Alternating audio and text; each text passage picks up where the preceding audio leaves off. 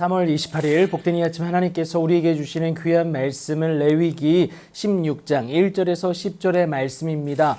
모두 나를 위한 두 염소다라는 제목으로 같이 말씀 나누도록 하겠습니다. 아론의 아들 나답과 아비후가 각기 향로를 가져다가 여호와께서 명령하시지 아니한 다른 불을 담게 됩니다. 그 불을 여호와 앞에 분향하는 잘못을 저지르게 되는데요. 불이 여호와 앞에서 나와 그들을 삼킴으로 여호와 앞에서 그들이 죽게 됩니다. 그 이후에 여호와께서 모세에게 말씀하시는데 그의 형 아론에게 전할 내용입니다. 성소에 휘장한 법궤 속죄소 앞에 아무 때나 들어오지 말라는 거예요.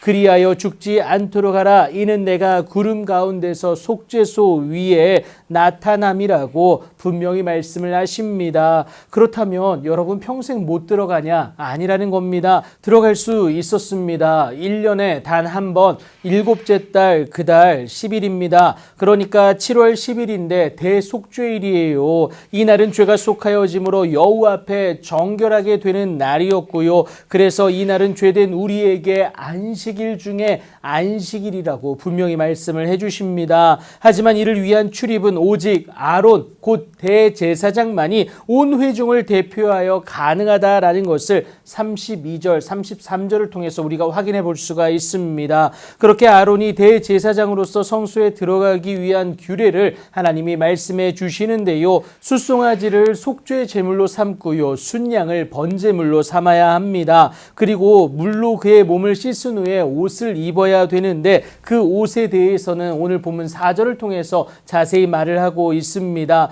제사장으로서 하나님 임재의 상징인 성소의 속죄소 앞에 나아가기 위한 준비다라는 거예요. 이렇게 과한 듯한 준비까지 해가면서 위험을 무릅쓰고 대제사장이 지성소에 들어가는 것은요, 이스라엘 자손 곧 온 회중의 속죄를 위함이다라는 것을 여러분 꼭 기억하시기 바랍니다. 이를 위해 하나님은 이스라엘 자손의 회중에게서 속죄 제물을 삼기 위하여 순염소 2마리와 번제물로 삼기 위한 순양 1마리를 가져갈 것을 요구하십니다. 이제 성막에 들어갈 준비된 아론에게 구체적인 지침, 행동 지침을 말씀해 주시는데요. 6절입니다. 자기를 위한 속죄제의 수송아지를 드리되 자기와 집안을 위하여 속죄하라는 거예요. 이어서 백성을 위한 속죄제의 염소를 준비하는데요. 그 두 염소를 가지고 회막문 여호와 앞에 두어라 라고 말씀을 하시는데 두 염소를 위하여 제비를 뽑는데요. 한 제비는 여호와를 위합니다.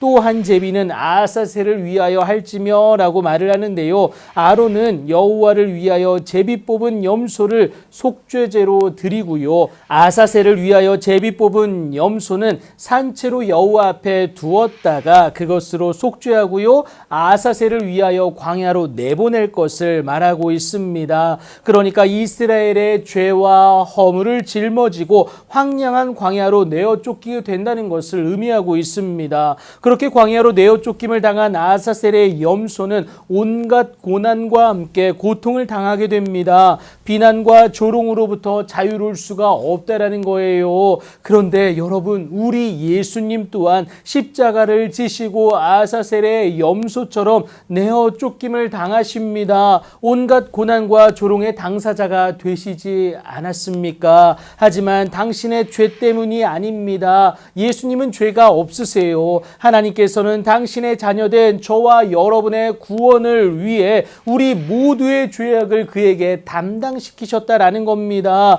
이 때문에 세례 요한은 예수님을 향하여서 세상 죄를 지고 가는 하나님의 어린 양이라고 고백하지 않았습니까? 그렇게 우리를 향한 하나님의 사랑이 예수님으로 확증된다는 사실을 여러분 꼭 기억하시기 바랍니다. 결국 우리를 위한 두 염소다라는 거예요. 여러분 잊어서는 안 됩니다. 우리를 위한 두 염소가 친히 되어주사 죄로부터는 멀어지되 하나님께로는 가까이 나아가게 하셨다라는 거예요. 하나님은 오직 예수님으로만 이것을 가능하게 하셨습니다. 그 아사셀 되신 예수님을 오늘도 기억하시고 하나님께 온전히 나아가 하나님의 그 일하심의 주인공 되는 여러분들의 귀하고 복된 오늘이 되길 예수님의 이름으로 축복합니다.